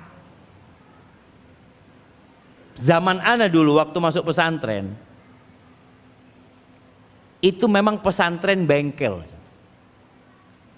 Anak kalau nakal masuk pesantren nanti. Ndak sudah nurut sudah saya ya. Jadi ketika ana masuk pesantren, bener jemaah. Kebanyakan kawan kita di pesantren itu anak-anak nakal, anak-anak bermasalah. Akhirnya pesantren ini jadi tempat untuk bengkel. Kalau anaknya pintar, oh masya Allah, nanti sekolah jadi dokter. Sekarang banyak lulusan pesantren jadi dokter, lulusan pesantren jadi orang-orang besar. Karena memang pesantren sudah berubah, nggak seperti dahulu lagi. Pesantren itu sekarang bersih. Kalau ana dulu jamaah masuk pesantren, Allahu Akbar, malam hari itu suara di ranjang itu jamaah, krok pada garuk-garuk semua jamaah. Itu pesantren zaman dulu. Kita mandi itu, yang namanya kamar mandinya ada 6 apa 7 ya, lupa ana. Itu satu bak jamaah. Jadi nanti ada yang nyebur berenang sana jamaah ke sana. Jadi kalau satu kena penyakit semuanya kena jamaah. Itu dulu. Nah, ini sekarang antum punya mertua mungkin kebayang dahulu. Ya, ayo ibu datang lihat nih pesantren. Dia akan lihat pesantren-pesantren yang bagus jamaah, yang bersih, yang anak-anaknya disiplin ya. Masya Allah anak lihat itu. Jadi mungkin karena ketidaktahuan sehingga dia punya pemikiran yang negatif tentang pesantren. Nggak masalah. Dan anak ketika masuk pesantren ditanya, mau jadi apa ente? Bener. Pulang paling pakai sarung. Bayangannya terlalu primitif dengan kehidupan pesantren. Enggak. Pesantren sekarang benar-benar mengeluarkan generasi-generasi yang ya insya Allah jadi pemimpin-pemimpin yang baik di negeri kita. Ustadz mau tanya, suami saya selingkuh. dan ingin menikahi selingkuhannya. Katanya mau berpoligami. Saya harus bagaimana? Apakah ini jalan terjal saya menuju surga? Nah, yang pertama nasihat ana, suami anti yang selingkuh jangan menikah sama selingkuhan. Suruh dia tobat. Jangan dipikir dengan menikahi selingkuhannya selesai dosa dia. Sebagian orang berpikir seperti itu. Daripada saya berzina terus Pak Ustadz, saya ahsan nikahin. Daripada berzina terus, tobat jangan berzina. Kok berpikir engkau menikahin dan engkau tidak bertobat kepada Allah Azza wa Jal? Tapi memang kata Allah Azza wa Jal, az-zaniyatu la yankihuha illa zanin. Wanita pezina itu nggak pantas menikahinya kecuali pezina pula. Tadi selingkuh dengan selingkuhan, ya sudah sama-sama pezina engkau menikah. Kalau orang baik dia akan bertobat jemaah. Dia akan berpikir ini perempuan baik-baik atau tidak. Bakal jadi ibu anak-anak anak. Maka kalau bicara dia ingin menikahi, suruh dia bertobat kepada Allah Azza wa Jalla. Ketika dia sudah bertobat dan dia ingin menikah, ingin poligami, suruh cari istri yang soleha. Seperti itu jemaah. Lu enggak usah, dia ini ingin bertanggung jawab. Tanggung jawab sama Allah Azza wa Jalla. Engkau bertobat kepada Allah dan ajak itu selingkuhanmu bertobat. Ketika dia sudah bertobat jadi orang soleh, itu cerita lain nanti. Bukan karena engkau kalau soleha aku nikahin, langsung besok pakai kerudung. Kerudung ini jemaah beli 200.000 langsung pakai. Apakah itu tanda dia tobat? Belum tentu. Ada syarat dan ketentuan. Maka nasihat anak kepada yang bertanya ini, ajak suamimu bertobat dulu. Engkau kalau benar-benar mau poligami, pelajari ilmunya poligami. Engkau datang kajian, engkau sholat malam, berdoa mohon sama Allah, istikharah, minta petunjuk. Bukan tahu-tahu mau menikahin orang yang dia zinain. Na'udzubillah min dzalik jemaah. Oh, terus gimana kalau suaminya tetap mau menikahin? Kalau dia nggak bertobat, engkau gugat cerai. Karena apakah engkau mau hidup dengan pezina yang tidak bertobat? Kalau dia bertobat, silahkan kau lanjutkan rumah tangga.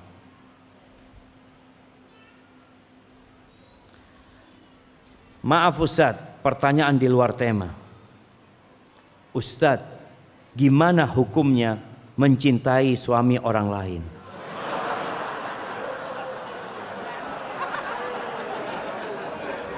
Jamaah, tunggu dulu antum, belum selesai pertanyaannya ini jamaah.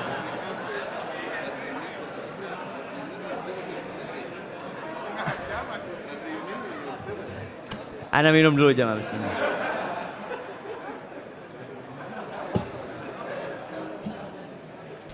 Nah, Ustadz gimana hukumnya mencintai suami orang lain tanpa berniat merebutnya dari istrinya? Saya tertarik pada suaminya karena istrinya sering memposting kebaikan suaminya. Hati-hati nih jamaah. Bagaimana hukumnya seorang suami masih suka ngechat perempuan lain? Tunggu, dia ini bersuami apa tidak?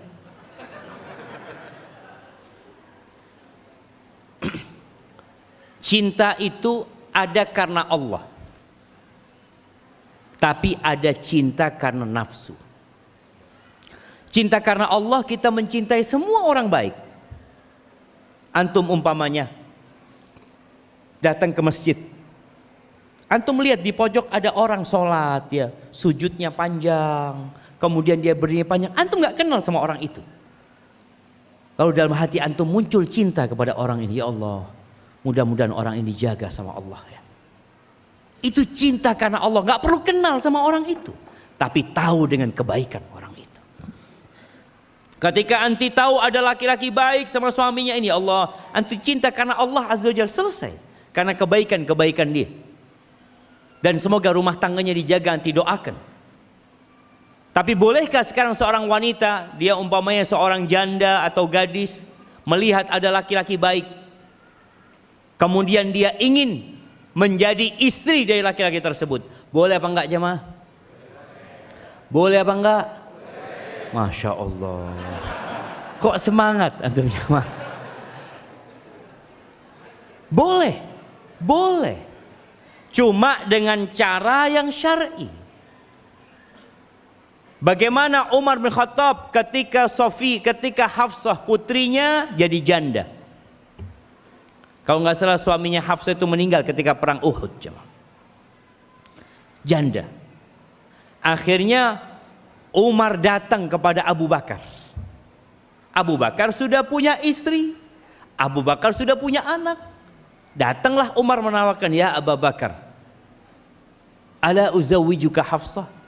Mau engkau aku nikahkan dengan putriku Hafsah. Ini penawaran orang kepada orang baik. Tapi kalau sekarang antum lakukan itu, apa kata orang? Merusak rumah tangga orang. Emangnya nggak ada laki lain kecuali suami anak? Suamimu itu, Masya Allah, suamimu itu punya kuota berapa? 4. Engkau jangan rakus mengambil semuanya. Sekarang yang rakus ini perempuan. Jangan panjang-panjang sudah jemaah. Tapi intinya jemaah, intinya seorang laki-laki itu dia punya kuota 4. Ketika ada seorang wanita dia merasa fulan orang yang soleh, lalu dia ngomong sama bapaknya, Pak, cobalah tawarkan kepada fulan, mungkin fulan mau menikah, aku siap jadi istri dia. Yang kedua, yang ketiga atau yang keempat umpamanya. Dia siap melakukan itu. Itu tidak dikatakan merusak rumah tangga orang lain. Tapi sekarang media jemaah berusaha untuk menjadikan perbuatan ini perbuatan nista. Perbuatan buruk. Sedangkan yang buruk sekarang dirubah untuk menjadi sesuatu yang baik. Sering ana sampaikan. Nih ana mau tanya sama antum.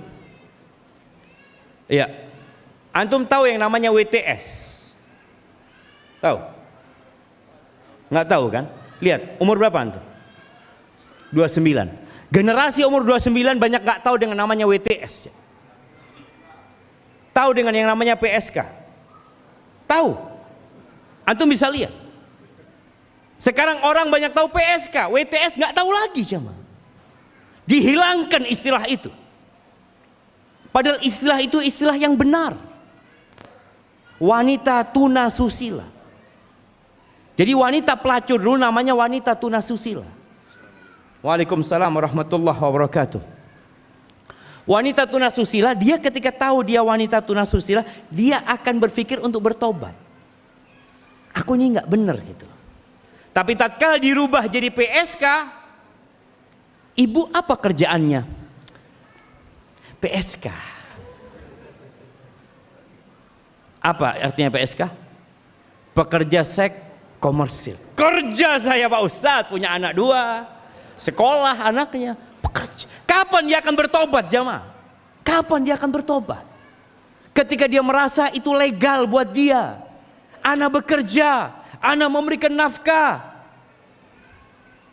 Yang benar sekarang namanya salah, yang salah namanya jadi benar. Maka tadi seorang laki-laki kadangkala menikah dikatakan selingkuh. Loh, kalau dia menikah benar-benar dia nggak selingkuh. Ketika dia ke tempat pelacur itu selingkuh.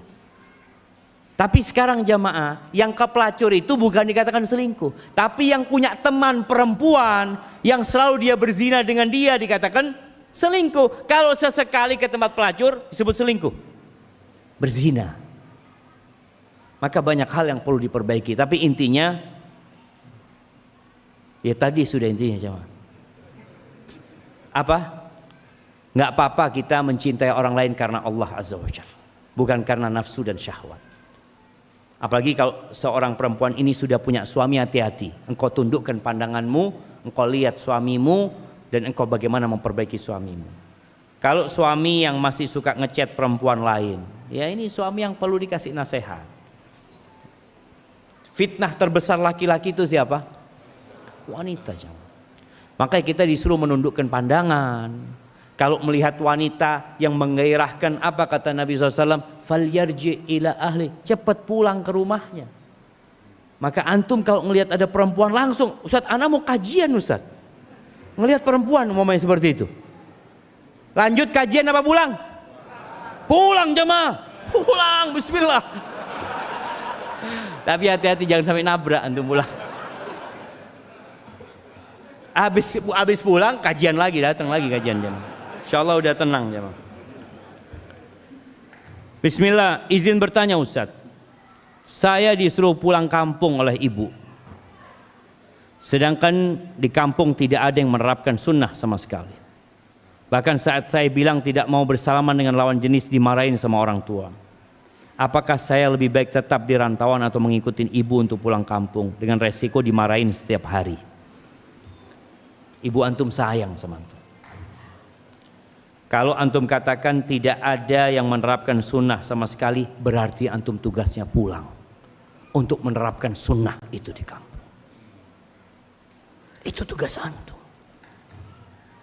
Nabi SAW mengatakan balighu anni walau ayat. Sampaikan dari aku walaupun satu ayat. Ini sebuah kesempatan, kalau nggak ada yang ngamalkan sunnah, antum sampaikan kepada ibu, siap bu, kasih waktu ana 1 bulan ibu. Kasih waktu ana 2 bulan, ana mau belajar. Benerin antum belajar, pulang. Sampaikan agama Allah kepada mereka. Antum dimarahin sama ibu, sabar. Dikatakan orang itu kadang-kadang nggak mau salaman sama yang bukan mahramnya. Apa kata mereka? Sombong. Sombong kau iya. Bukan, aku menghormatin dia ibu. Nabi SAW itu orang yang paling bersih hatinya. Beliau nggak pernah salaman sama sahabat-sahabat perempuan. Nggak ada tuh istrinya Umar, istrinya Abu Bakar, istrinya sahabat-sahabat yang datang mau salaman sama Nabi Muhammad SAW. Nggak ada jemaah. Antum baca sejarah supaya kita tahu memang seperti itu syariatnya. Kadang-kala ketika kita menyampaikan ini, oh hatinya Ustadz aja yang kotor. Kalau bersih nggak ada masalah. Ana salaman sama perempuan bersih hati ana Ustaz. Allahu Akbar jemaah. Maka hati-hati. Tetap ana rasa antum pulang, tapi persiapkan. Persiapkan ilmu. Nggak harus lama antum belajar jemaah. Para sahabat Nabi SAW itu ada yang belajar kepada Nabi SAW 18 hari. Pulang terus. Ada yang 3 hari pulang. Ada yang sekali bertemu dengan Nabi SAW dikasih ilmu, pulang menyampaikannya. Yang penting ikhlas, dijaga sama Allah insya Allah, tapi tetap harus belajar. Bagaimana cara lepas dari pekerjaan yang banyak menimbulkan maksiat? Dari sisi gaji, dari segi gaji dan lingkungan, saya berniat lepas dari musik, tapi di sini saya mencari nafkah. Saya tahu ini haram, tapi kenapa selalu maju mundur? Mohon pencerahannya agar saya lepas dari dunia malam. Antum jangan lepas dari dunia malam, tapi gantikan dunia malam antum. Dengan apa? Ya sholat malam, tahajud.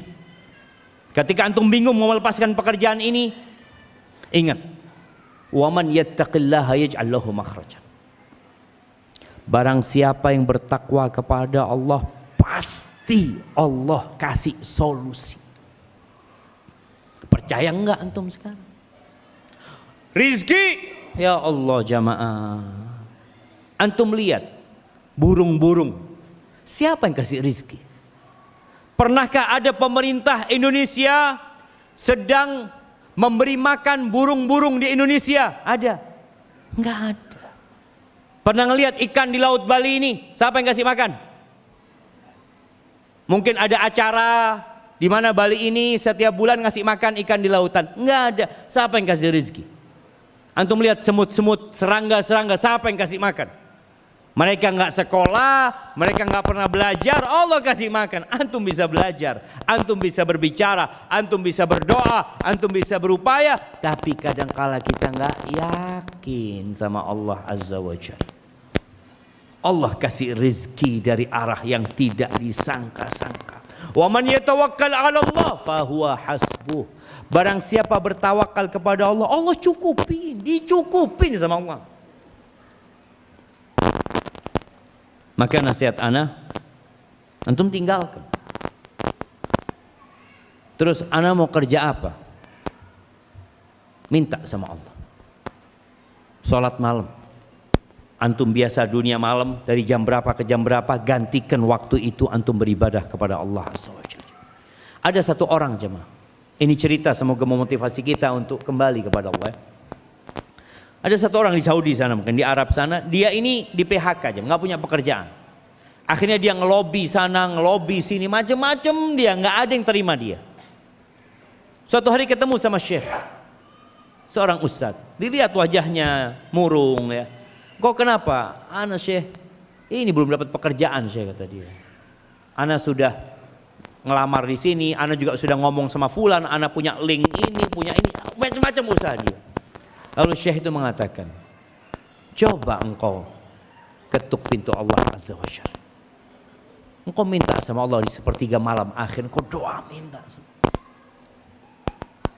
Setelah 3 hari ketemu lagi sama Syekh, wajahnya sudah berubah. Engkau loh, ada apa nih kok kayaknya wajahmu berbahagia? Iya Syekh, setelah engkau kasih nasihat aku benar-benar malam itu bermunajat kepada Allah Azza wa Jalla, terus minta. Setelah itu suatu hari atau setelah 3 hari, aku naik mobil. Biasa mau cari kerjaan lah, nyari ngelamar di sana. Di dekat rumah itu ada sebuah kantor. Kok hatiku terbetik, coba anak ke kantor ini. Cuma yang jadi masalah dia nggak punya kenalan.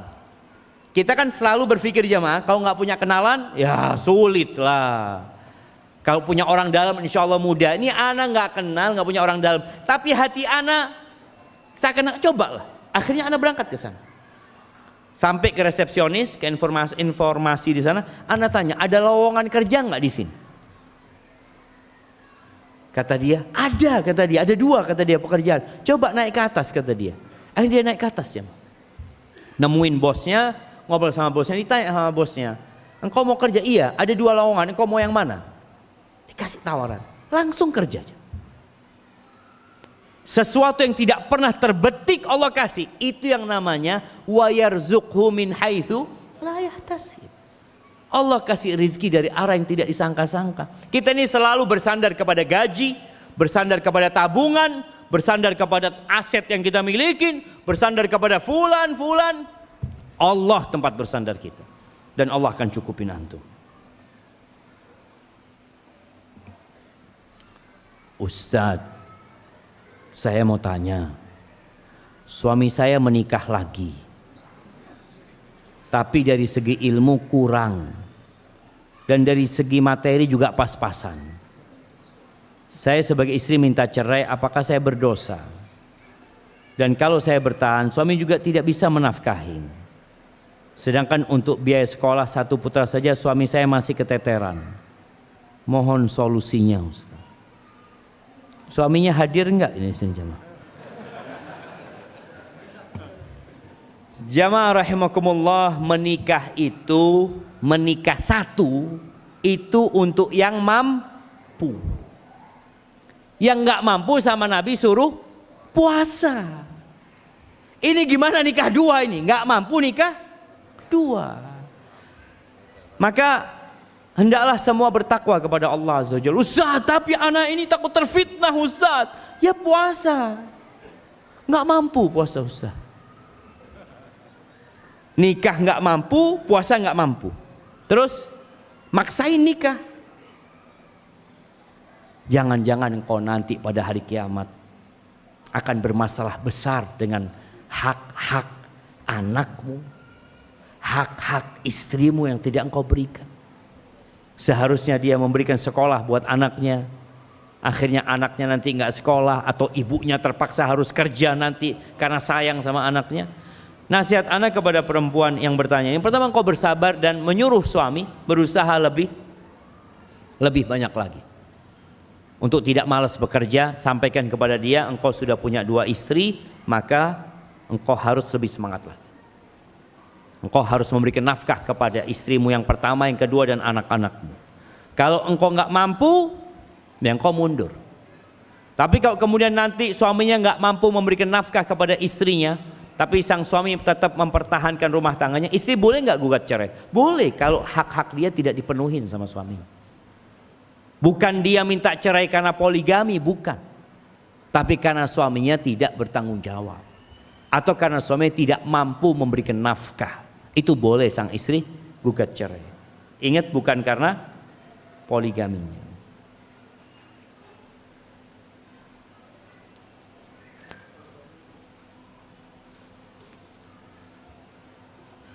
Nah, Ustadz, saya seorang janda. Saya haji sendiri tanpa mahram. Karena suami saya sudah wafat dan saya tidak mampu untuk secara finansial mengajak kakak saya untuk haji bersama saya. Ya, kalau bicara haji ini kan bicara haji tanpa mahram ya. Bukan bicara haji tanpa mahram. Bicara tentang hukum safar wanita tanpa mahram. Jadi jangan bicara saya Ustadz mau haji tanpa mahram, nggak ada. Mau haji tanpa mahram tapi gimana Ustadz? Boleh apa enggak? Padahal dia berangkat kemana-mana tanpa mahram gitu loh. Jadi bukan masalah hajinya tapi masalahnya safarnya. Ada khilaf di antara para ulama tentang haji yang tanpa mahram ini. Bagaimana kalau memang dia nggak punya mahram? Sebagian ulama berpendapat nggak wajib. Ketika nggak ada mahramnya dia nggak wajib. Tapi sebagian ulama lain di antara mungkin mazhab Syafi'i, ketika dia mampu berangkat, nggak ada mahram, tapi ada jaminan keamanan buat dia berangkat haji. Seperti itu. Tapi lebih baik tadi kalau mau ditunda sampai ada mahramnya itu akan lebih baik insya Allah. Ustadz, bukan Ustadz ini, Tads. Ana sudah setahun ini diuji dengan penyakit hingga membuat ana sulit dalam beribadah tambahan selain ibadah yang diwajibkan. Mohon pencerahannya, Tats. Bagaimana ana harus bertindak yang terkadang ana takut terjadi sesuatu pada diri ana ketika ana paksakan. Iya. Di antara yang kita tunggu kata Nabi SAW ketika beliau mengatakan badiru bil a'mali sab'an, kalian segera beramal sebelum datang 7 perkara. Salah satunya au maradon mufsidan, penyakit yang merusak. Orang yang sehat sekarang ini masih lagi nunggu penyakit loh jemaah. Antum yang sehat ini sedang nunggu apa? Nunggu penyakit. Makanya kenapa harus kontrol, kenapa jaga makan, kenapa olahraga, kenapa gaya hidupnya? Karena kita memang sedang menunggu yang namanya penyakit. Yang dia datang nggak diundang. Ketika penyakit datang namanya maradan mufsidan. Penyakit yang merusak tubuhmu, merusak aktivitasmu. Makanya orang yang sakit, kalau dia ahli ibadah, tetap ditulis ibadahnya dia. Yuktabu lil musafiri wal marid maka ya'malu sahihan muqiman atau kama qala Nabi SAW. Akan ditulis buat orang yang sakit itu atau yang musafir amalan dia ketika dia sehat dan tidak musafir. Umpamanya dia itu rajin puasa Senin Kemis, sakit nggak bisa puasa Senin Kemis, tetap catatannya malaikat puasa Senin Kemis. Sebelum sakit dia selalu sholat di masjid shaf pertama. Sakit nggak bisa ke masjid, ditulis dia tetap sholat di masjid pahalanya. Biasa sholat berdiri, kena penyakit duduk sholatnya, ditulis sholatnya berdiri. Maka buat yang bertanya, antum harus ikhlas menerima penyakit ini. Dan ini baru setahun, baru. Nabi Ayub aja disebutkan sakitnya itu sampai 18 tahun. Ada riwayat sampai 7 tahun, baru. Maka terima dan semoga penyakit itu menghapuskan dosa dan mengangkat derajat.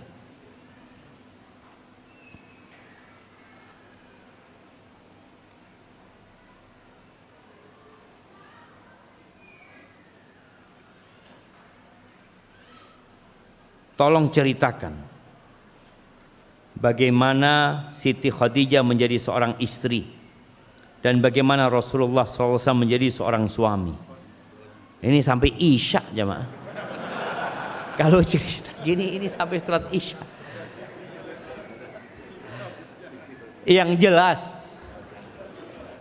Khadijah, ya ucapan Siti ini lebih kepada Sayyidati ya, penghormatan buat beliau. istri Nabi SAW Khadijah radhiyallahu taala anha, dia itu lebih tua dari Nabi SAW. Ini pertanyaan kedua tambahannya, bagaimana pahala jika seorang istri melayani suami, wabil khusus soal biologis. Siti Khadijah sudah umur 40 tahun ketika Nabi menikah.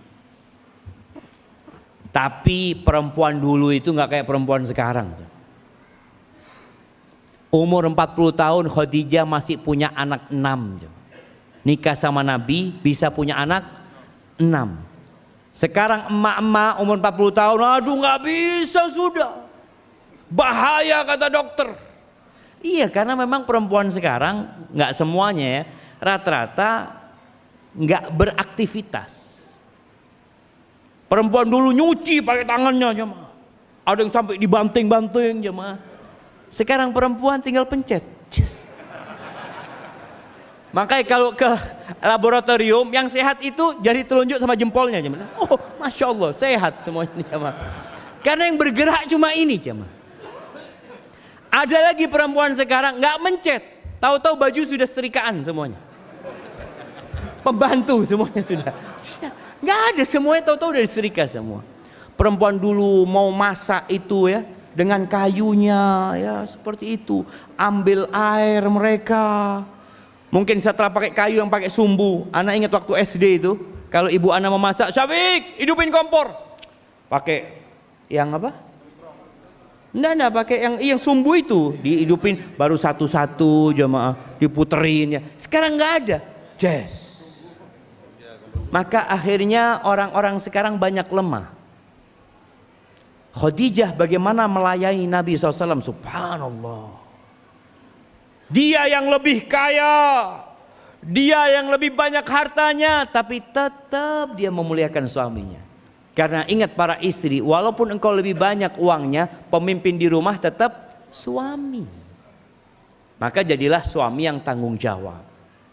Dan rumah tangga Nabi sama Khadijah ini jangan ditanya sudah. Makanya perlu bicara yang panjang tentang rumah tangga keduanya. Tapi yang jelas Khadijah sosok yang sangat menghormati Nabi Muhammad SAW, dan Nabi kita Muhammad SAW adalah sosok yang sangat mencintai Khadijah dan menghargai Khadijah. Nabi setelah Khadijah punya istri 9. Pernah beliau punya istri 9. Apakah 9 istrinya menggantikan Khadijah? Nggak ada. Nggak ada. Sampai Aisyah itu pernah dia mengucapkan sesuatu tentang Khadijah yang menyakiti hati Nabi SAW. Lagi karena seringnya Nabi menyebutkan Khadijah, Aisyah sampai cemburu. Padahal kata Aisyah, aku nggak pernah ngelihat Khadijah, nggak pernah. Tapi kalau sudah nyebut kebaikan Khadijah, cemburu Aisyah ini. Lalu Aisyah pernah mengatakan, ya Rasulullah, ada apa engkau dengan Ajuz, dengan perempuan tua dari Quraisy itu, Hamra Asyidqain, yang sudah mulutnya sudah merah ya, biasa sudah tua renta, sudah mulutnya sudah merah, dan Allah sudah memberikan ganti kepadamu yang lebih baik. Maksudnya Aisyah. Apa kata Nabi SAW? La wallahi, enggak. Allah enggak menggantikan kepada aku yang lebih baik dari Khadijah. Lalu Nabi sebutkan kebaikan-kebaikan Khadijah kepada Aisyah. Itu Aisyah mengatakan, marahnya Nabi itu hampir 1 bulan. Besok lagi tanya, Aisyah, apa katamu tentang Khadijah? Diam Aisyah sudah. Supaya tahu pengorbanan Khadijah membela agama ini. Ketika Nabi didustakan oleh kaumnya, siapa yang mempercayai Nabi SAW? Khadijah. Ketika orang-orang berusaha untuk membahayakan kehidupan Nabi, siapa yang melindungi Nabi SAW dengan harta dan tubuhnya? Khadijah radhiyallahu taala anha. Kalau pahala istri melayani suaminya, Allahu Akbar. Kita lihat ya, apabila seorang istri diajak sama suaminya, lalu dia menolak, kemudian suaminya marah, apa yang terjadi? Malaikat akan melaknat sampai subuh. Berarti kalau dia melayani akan ada doa buat dia, ada berkah buat dia. Bahkan kata Nabi SAW, wa fi bud'i ahadikum sadaqah, dan kalian mendatangi istri kalian itu dapat pahala sedekah. Maka yang nggak punya duit, sedekah di rumah. Nah, jadi istri pun ngelihat, ya bismillah sedekah. Selain dia menjaga kehormatan suaminya, membahagiakan suaminya, dia akan mendapatkan pahala di sisi Allah Azza wa Jalla.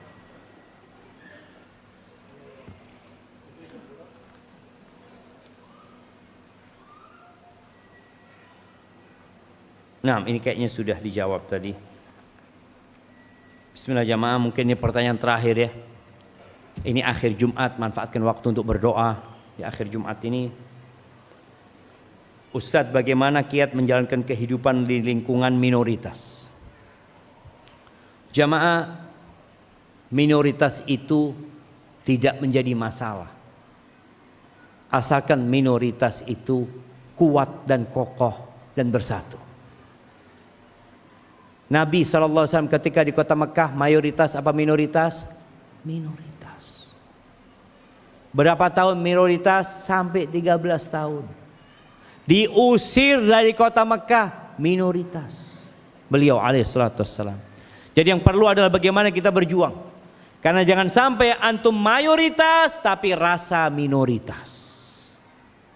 Bagaimana Nabi SAW ketika mengatakan yushiku an tada'a alaikumul umam kama tada'al akalatu ila qas'atiha. Hampir-hampir umat-umat itu mengeroyok kalian seperti orang yang makan bersama itu saling memanggil untuk menyantap makanan bersama itu. Para sahabat bertanya, awamin qillatin nahnu yawma idzin, apakah kita seperti itu karena jumlah kita sedikit, karena kita minoritas? Jawab Nabi alaihi salatu wassalam, bal antum yawma idzin katsir. Jumlah kalian pada waktu itu banyak.